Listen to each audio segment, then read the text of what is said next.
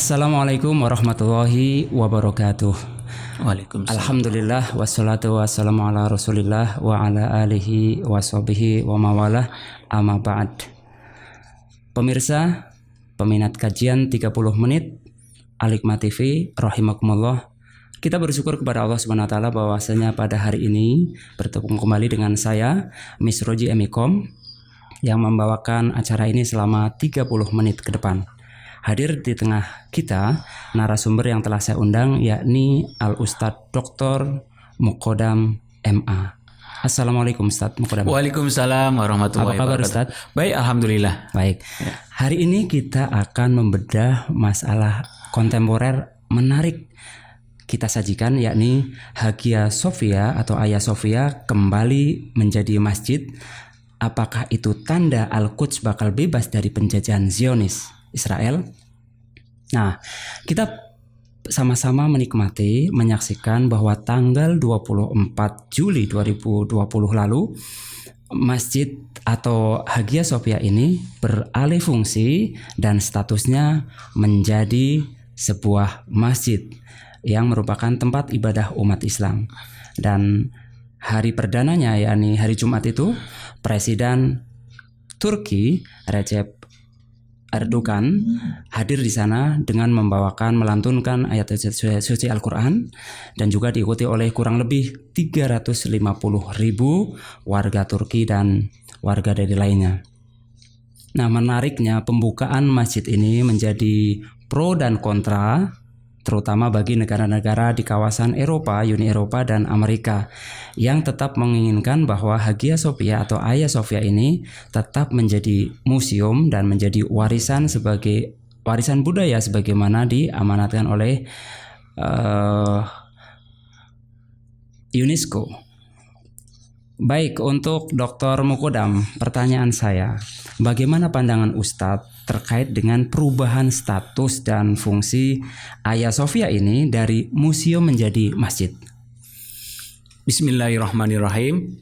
Pertanyaan yang menarik pada kajian 30 menit Al-Hikmah TV, yaitu terkait dengan perubahan Hagia Sophia yang sebelumnya beberapa puluh tahun yang lalu museum dan sekarang dirubah menjadi masjid lagi. Ya. Sebetulnya ini adalah perjalanan yang benar. Hagia Sophia kembali kepada masjid. Karena ketika umat Islam menaklukkan Konstantinopel di bawah kepemimpinan Sultan Muhammad Al-Fatih, tahun 1453, dan rupanya kemenangan itu pun merupakan satu berita gembira. Terbuktinya hadis Rasulullah Shallallahu Alaihi Wasallam di mana beliau bersabda, la tuftahannal Konstantiniyatu ala yadi rajulin fala ni'mal amiru amiruha wala ni'mal jaisu dalikal jais. Maka Konstantinopel itu betul-betul akan ditaklukkan oleh umat Islam karena Nabi yang bersabda oleh seseorang dari umat Islam, tentunya penguasa, karena dia falani amal amiru, maka pemimpinnya atau sultannya atau rajanya adalah sebaik-baik raja dan tentaranya yang beserta dengan raja tersebut juga sebaik-baik tentara. Nah, kita tidak cerita tentang bagaimana Muhammad Al-Fatih menaklukkan intinya saja sudah ditaklukkan. Ketika sudah ditaklukkan, mayoritas orang-orang Kristen waktu itu menyelamatkan diri di Hagia Sophia. Beliau pun masuk ke situ. Orang-orang Kristen itu sudah ketakutan yang luar biasa. Mungkin kita dibantai, mungkin kita dibunuh, mungkin dimutilasi. Karena sepanjang 800 tahun ini Romawi Timur nih ya ikon berperang melawan umat Islam. Dan sekarang umat Islam menang. Betul ya. Begitu. Namun beliau masuk dengan senyum, dengan tidak ada wajah garang, bahkan semuanya akan aman, yang tua, yang muda, Yahudi, Kristen, semuanya diampunkan. Dimaafkan oleh beliau. Nah, setelah dalam perjalanan waktu,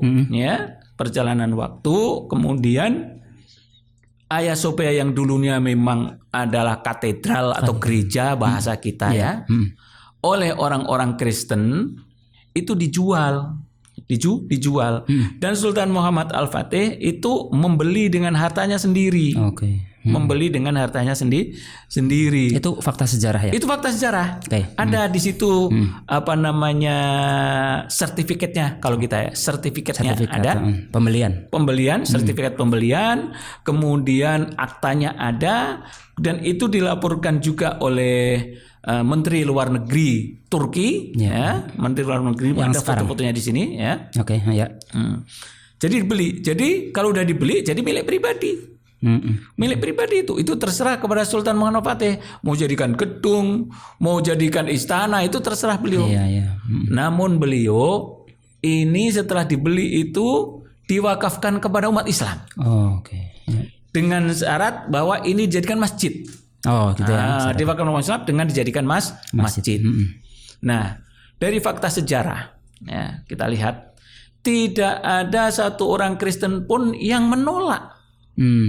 Yang melawan, sejarah mana aja nggak ada. Ini orang Kristen yang ada di Konstantinopel atau Istanbul menolak keras perubahan dari museum menjadi masjid. Nggak ada itu sejarahnya. Karena sudah milik, udah dibeli. Nah, ada beberapa ketika saya ke Turki, saya sudah ke Turki 3 kali, sudah masuk ke situ 2 kali. Namun waktu itu dia masih menjadi museum ya, belum bisa sholat kita, belum bisa sholat. Ya. Kata guide saya, kenapa mereka sampai menjual? Karena tokoh-tokoh orang-orang Kristen, yang pendeta, yang orang kaya, yang ini, itu mereka keluar, meninggalkan Istanbul. Kebanyakan mereka menujunya ke Italia, Roma. Nah, di sini, karena Muhammad Al-Fatih itu memberikan kebebasan. Anda mau tinggal di sini silahkan, mau keluar silahkan. Jadi orang-orang kaya, padri-padri, pastor-pastor itu mayoritas banyak yang meninggalkan. Jadi yang tinggal di Turki itu istilahnya orang Kristennya itu orang-orang yang menengah ke bawah lah, miskin-miskin. Jadi bangunan yang besar itu ke depan nggak ada yang mampu. Maintenance-nya itu sangat berat. Merawatnya nggak mampu mereka. Ibarat kita ya, yayasan kecil dikasih suruh melaksanakan Istiqlal gitu, nggak mampu kita bayar listriknya aja sekian, bayar marbotnya sekian, tamannya kebersihan nggak mampu. Karena mereka nggak mampu, terbengkalai, ditawar-tawar, dijual kepada Sultan Muhammad. Jadi resmi, resmi. Maka nggak ada orang-orang sejarahnya orang-orang Kristen di sana mengungkit, nggak ada, memang dijual. Jadi udah benar, jadi sah. Jadikan masjid. Nah, ketika sekuler itu naik, Mustafa Kemal Atatürk meruntuhkan khilafah, mengganti azan dengan bahasa Turki. Pokoknya yang berbau Islam itu semua dihabisin oleh Mustafa Kemal itu. Nah, kemudian masjid nih diantaranya nih yang menjadi simbol masih ini. Simbol tahun 1934 dengan berbagai macam cara diubah itu. Namanya akta itu aktanya itu diubah diganti, enggak diubah ya, diganti dijadikan museum. Jadikan museum. Nah, pada Juli 2020 itu dijadikan masjid lagi. Itu karena merubah akta itu salah di sisi undang-undang di Turki.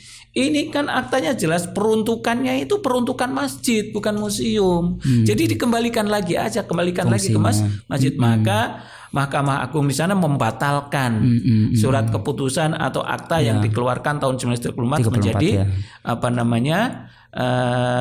menjadi museum. Dan sekali lagi Hagia Sophia itu bukan milik Turki, aslinya kan bukan milik Turki, milik pribadi Sultan Muhammad Fatih wakafkan kepada umat Islam. Begitu. Jadi sah, ya terserah. Kalau sekarang dimiliki negara bagus. Karena pengelolaannya oleh negara profesional ya, lebih baik lagi. Jadi dari sisi undang-undang ini sah, nggak bermasalah.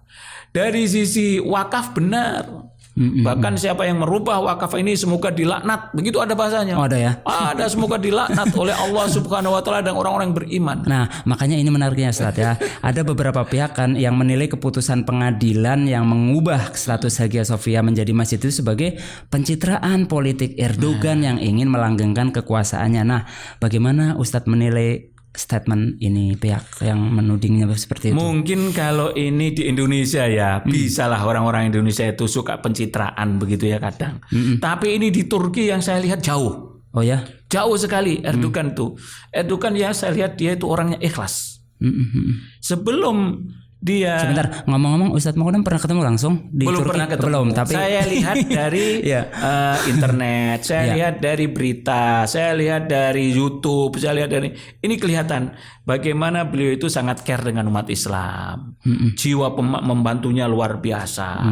Datang ke Indonesia, datang ke negara-negara mana itu dia membantu. Jadi jauh dari sifat pencitraan. Pertama kita lihat begini. Sejak dia jadi gubernur wali kota Istanbul. Istanbul ya. Waktu itu wali kota Istanbul dia. Dia itu sudah bercita-cita untuk mengembalikan lagi Hagia Sophia menjadi masjid. Jadi dia itu punya grand design yang sangat panjang. Beliau kalau saya lihat ya Islam yang moderat. Islam yang moderat. Bukan Islam garis kanan kalau bahasa kita ya, atau garis keras bukan. Dia itu Islam yang moderat, harus tahu itu. Dia ISIS saja diperangi sama dia. ISIS saja diperangi. Yang di Suriah ya. Jadi dia itu punya cita-cita yang tinggi. Ada sebuah ungkapan bahasa Arab itu begini. Gimana? Ahlamul yaum haqiqatul ghad. Mimpi hari ini itu adalah proyeksi kenyataan hari yang akan datang. Jadi mimpi hari ini itu adalah kenyataan yang akan datang. Begitu. Dia bermimpi itu. Erdogan ketika jadi gubernur sudah bermimpi. Ketika dia jadi presiden, perdana menteri sebelumnya Perdana Menteri. Dia punya istri itu berjilbab. Berjilbabnya bukan baru, sejak nikah aja udah berjilbab. Namun istrinya itu nggak boleh masuk ke kantor kepresidenan, kantor perdana, karena dia akan menabrak dengan aturan yang namanya sekuler. Orang berjilbab nggak boleh masuk kantor negara. Coba bayangin. Jadi selama 10 tahun Erdogan itu ngantor nggak pernah istrinya masuk. Karena nggak boleh. Iya waktu itu ya. Hatta anaknya sendiri pun nggak boleh pakai jilbab. Sekolah di sekolah negeri, disekolahkan dua-duanya di Amerika. Yang satu lagi di Bosnia. Kenapa? Karena di sana boleh pakai jilbab. Jadi kalau pencitraan itu tidak. Pencitraan itu tidak sama sekali. Dari lahir dari hati yang dalam untuk melakukan sebuah perubahan. Ya. Jadi menurut saya tidak ada pencitraan. Kan orang pencitraan biasanya berhasil di satu sisi dia udah seneng tuh. Tapi Erdogan itu terus berubah. Ekonominya diperbarui, dibetulkan. Infrastrukturnya. Hampir semua pembangunan luar biasa zaman Erdogan. Nah, terkait dengan masalah tadi protes, komplain terutama dari negara barat ya, Nah, itu kan sebenarnya di Eropa sendiri dan Amerika banyak masjid yang kemudian dialihfungsikan menjadi katedral. Contoh yang paling menonjol adalah di Spanyol dengan perjalanan panjang sejarahnya ya, Imperium Islam, Khilafah Islam sampai ke sana, tapi kemudian berubah menjadi katedral. Misalnya Masjid Agung Cordova di Spanyol tadi ubah menjadi katedral Diosis Cordoba. Begitu juga yang terjadi di Yunani, Italia dan negara lainnya. Nah, bagaimana Ustadz melihat masalah ini? Nah, sekali lagi orang-orang Barat itu ketika berhadapan dengan umat Islam, Barat ini dalam arti ya yang dia kuat kekristenannya gitu ya, permusuhannya, salibisnya. Ini sering melakukan standar ganda dengan umat Islam. Kalau boleh kita jadikan juga ada sifat munafiknya lah mereka, bermuka dua orang-orang Barat itu. Ya. Mereka itu melakukan ibarat kalau dalam bahasa Indonesia itu ada ungkapan gajah di depan mata nggak kelihatan, semut di seberang lautan kelihatan. Nah, itulah yang dipakai. Jadi banyak kasus-kasus seperti ini. Termasuk adalah perubahan masjid menjadi gereja. Itu banyak.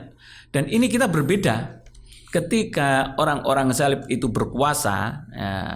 Apalagi berkuasanya dengan melalui penjajahan militer gitu kan. Invasi. Ketika satu negara secara umum menang dalam sebuah peperangan dengan peperangan militer, menang.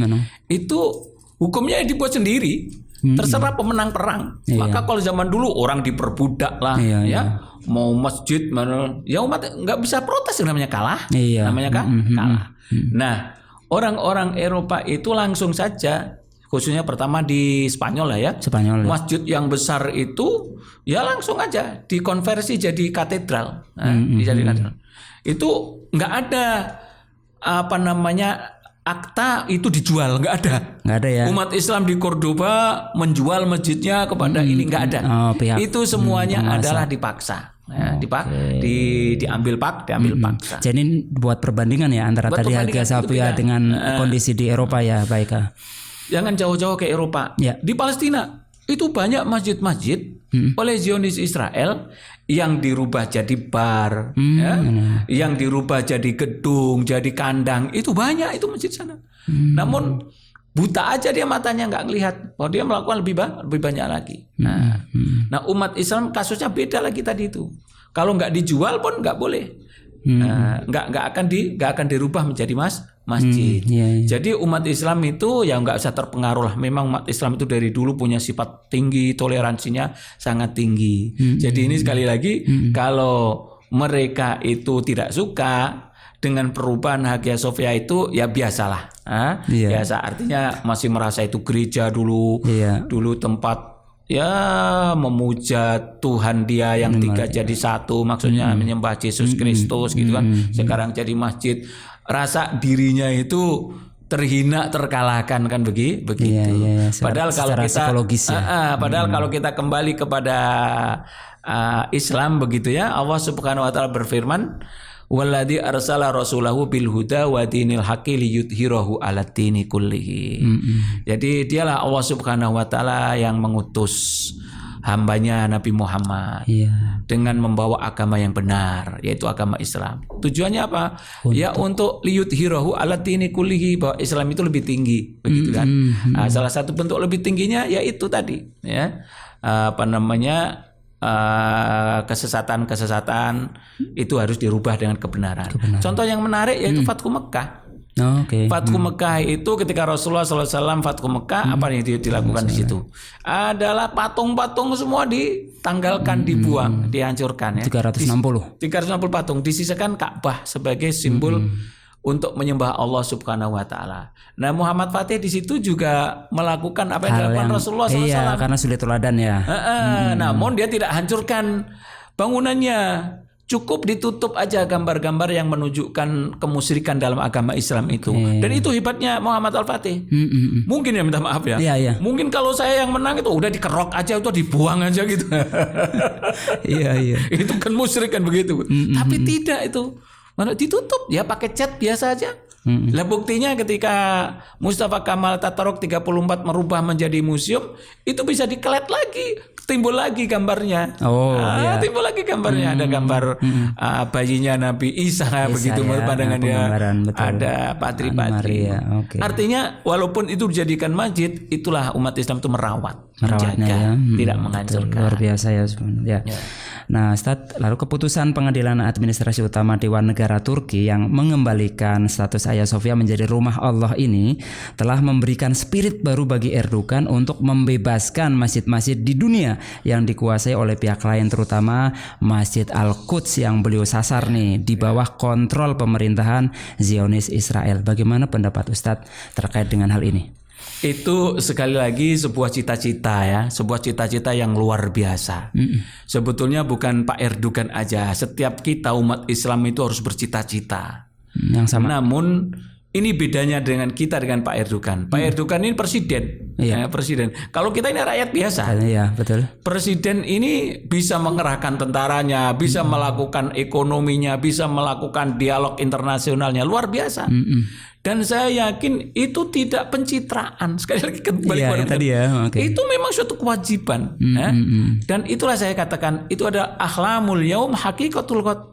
Mimpi hari ini adalah kenyataan yang akan datang. Semoga saja sebagaimana mimpinya beliau ketika diangkat jadi wali kota Istanbul, dia betul-betul bercita-cita ingin menjadikan Hagia Sophia itu menjadi masjid kembali. Iya. Dan itu alhamdulillah didengar cita-citanya oleh Allah Subhanahu wa taala. Memang umat Islam terus bercita-cita tinggi untuk memperjuangkan hak-hak Islam yang dilecehkan, yang dirampas, yang dirampas. Nah, semoga saja. Nah, apa kalau kita lihat perkembangan terkini yang dilakukan Erdogan itu luar biasa. Erdogan kalau saya lihat sekarang ini, beliau berusaha menguasai Suriah.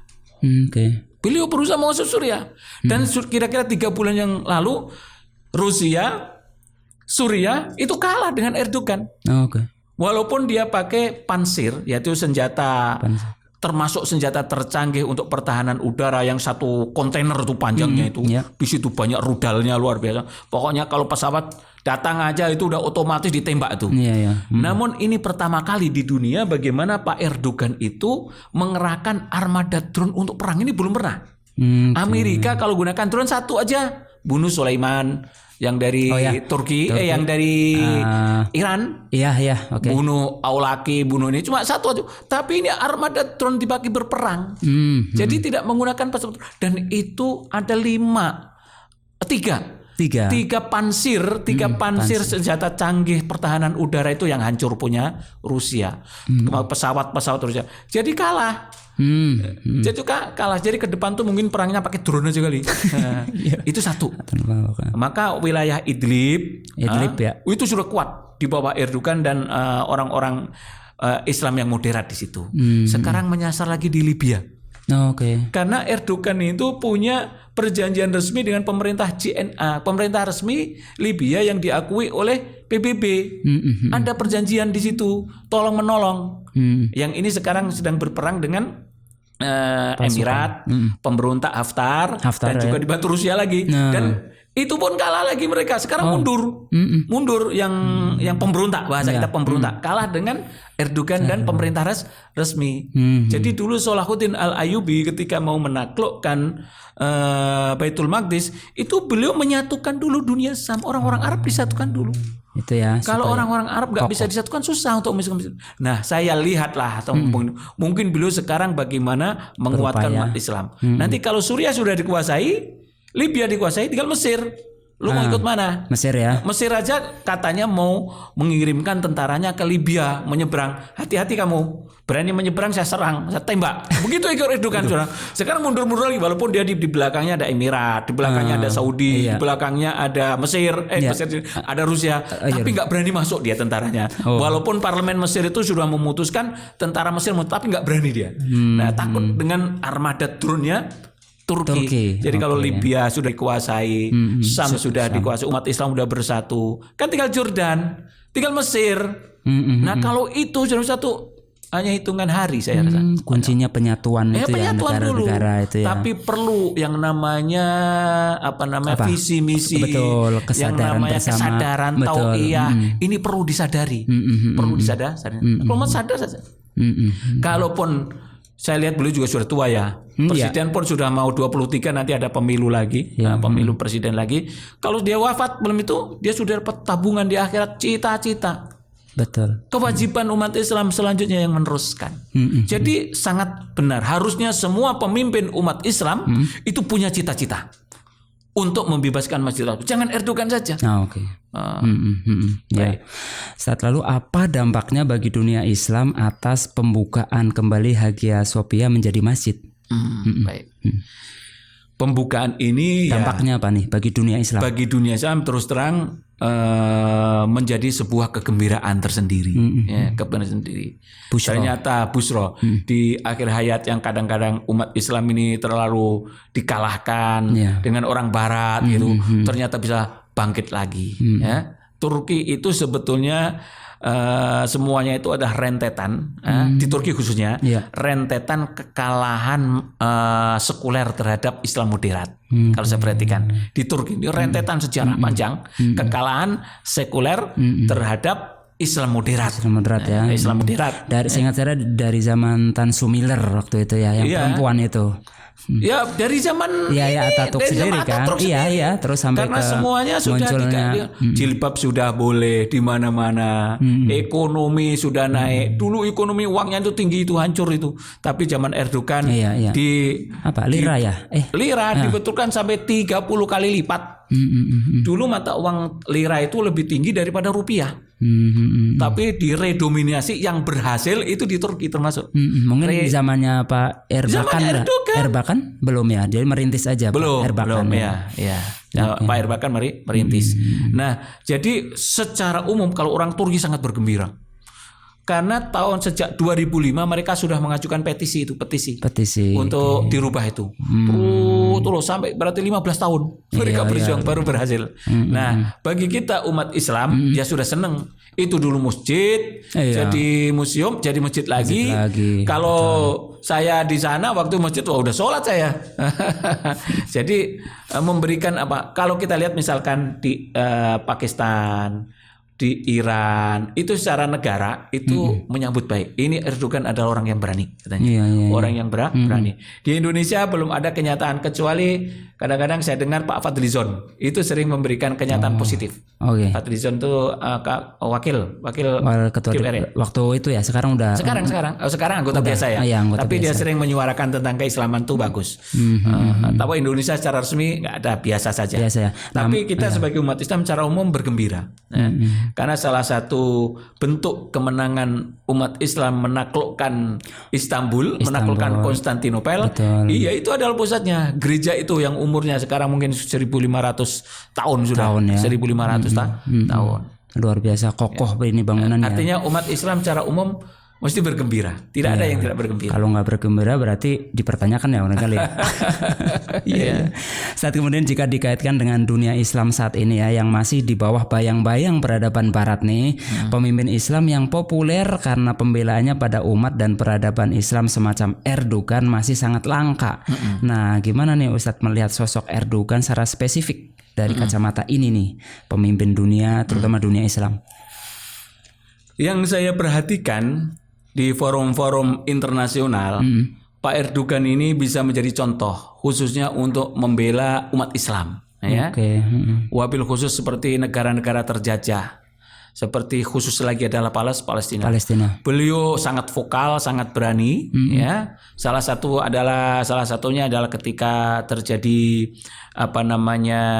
dialog di Davos ya waktu itu dengan pertemuan tingkat tinggi KTT. Bukan, antara itu dialog antara Israel tentang forum ekonomi juga. Forum ekonomi juga. Davos ya. Di Davos. Waktu itu beliau berhadapan dengan Shimon Peres.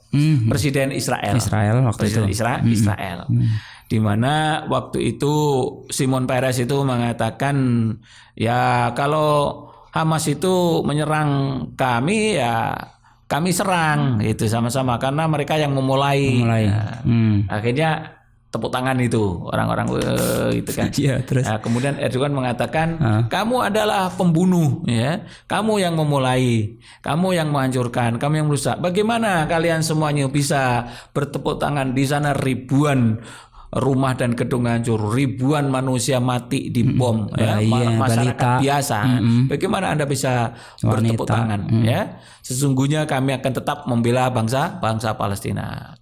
Waktu itu dia mau ngomong banyak dihentikan oleh moderatornya. Kamu moderator tidak adil. Si Shimon Peres sudah ngomong hampir 20 menit. Saya baru sebentar aja, beberapa menit, 5 menit. Kok kamu hentikan? Ini nggak adil. Terus dia tinggalkan.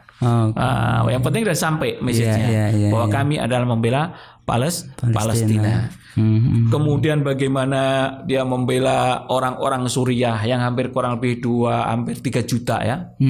Bayangkan membela makanannya, pengungsi, makanannya, minumannya, tempat tinggalnya, sembakonya, semuanya ditanggung oleh Erdogan. Turki. Orang-orang Barat hanya janji-janji saja, janji, apalagi sekarang. Malah yang terapung diusir. Akhirnya mati di tengah laut kan, dan itu beberapa peristiwa terjadi. Jadi sangat membela umat Islam yang di luar. Jadi jarang pemimpin di dunia Islam ini yang berani seperti beliau, ucapannya dan perbuatannya. Kalau dunia Islam yang lain tuh banyak hanya ucapan mengutuk, membela ini. Baru sekedar itu. Baru sekedar itu. Termasuk juga di negeri-negeri Asia Tenggara ini seperti itu. Kalaupun ada pun tidak seberapa jika dibandingkan dengan Erdogan. Nah, makanya kira-kira 6 bulan yang lalu itu Erdogan ini ingin membebaskan perbatasan antara Turki dengan Suriah. Kira-kira panjangnya sekitar 250 km. Jadi itu harus 30 sampai 35 km ke dalam dari perbatasan Turki masuk itu harus bebas, steril. Steril. Nah, sementara steril, tapi untuk mensterilkan nggak bisa karena dikuasai oleh PKK. Kurdi. Yang pekerja Kurdi. Partai. Makanya saya harus bebaskan itu dan saya harus perangi mereka karena dia membuat teroris. Ya, akhirnya diperangi itu. Intinya apa? Intinya supaya pengungsi yang hampir 3 juta itu bisa kembali lagi ke negerinya. Enak saja kamu punya orang, kamu pindahkan di sana bertahun-tahun, kapan penyelesaiannya? Nah itu maka kemarin juga Amerika sendiri pun yang punya perbatasan bantu Kurdi terpaksa dia harus mundur. Apalagi dalilnya Amerika sudah habis. Saya dulu di situ kan memerangi ISIS. Sekarang ISIS sudah kalah. Ngapain kamu di situ lagi? Pergi kan begitu ya. Kalah dia dialog internasionalnya dengan Erdogan. Akhirnya pergi dan perbatasan itu udah bebas. Maka nanti pengungsi-pengungsi akan kembali lagi, akan hidup lagi. Biasa ya. Itu terhadap Suriah, terhadap Palestina itu jelas. Luar biasa. Palestina. Nah, saat terakhir ini ya, apa yang bisa diambil hikmah atau pelajaran dari keberhasilan pengembalian Hagia Sophia menjadi masjid di Turki? Hikmahnya ke depan bagi umat Islam ini kita harus senantiasa introspeksi diri, muhasabah. Kita harus senantiasa berbuat baik. Kita harus senantiasa mempunyai cita-cita yang tinggi bahwa ajaran-ajaran Islam barangkali kalau dilecehkan kita harus membela, ya. Kalau kita jangan sampai mempunyai sifat yang rendah diri, inferior jangan. Kita harus punya optimis dalam hidup ini, Ya, hikmahnya besarnya bahwa umat Islam itu kalau mempunyai niat, mempunyai azam, mempunyai kesatuan, dia bisa melakukan sesuatu, bisa melakukan dimanapun berada, kesadaran. Dan kita bersyukur kepada Allah Subhanahu Wa Taala. Hadis Rasulullah SAW itu terbukti dan sekarang yang berusaha merusak hadis itu ternyata sudah dikalahkan lagi, artinya jadi masjid lagi, lagi. Dan masa depan Islam ini di bawah umat Islam yang sadar khususnya di Turki ini insya Allah ke depan akan jauh lebih baik. Amin ya Rabbal. Dan saya berharap bisa ke Turki lagi suatu saat untuk sholat di insya Allah di Hagia Sophia. Dimanapun berada yang mendengarkan siaran langsung tentang Hagia Sophia ini bisa sholat berjamaah di sana. Amin ya Rabbal alamin. Di sana amin ya Rabbal. Karena di sana ini tempatnya bagus. Ada salah seorang sahabat Abu Ayyub Al-Ansori. Ada pejuang-pejuang Islam yang luar biasa. Baik Ustadz Dr. Muqaddam MA, jazakallahu khairan katsir atas waktunya. Pemirsa, demikian kajian 30 menit Al-Hikmah TV. Kita berjumpa lagi pada lain waktu dengan narasumber yang berbeda. Terima kasih atas perhatiannya. Assalamualaikum warahmatullahi wabarakatuh. Waalaikumsalam warahmatullahi wabarakatuh.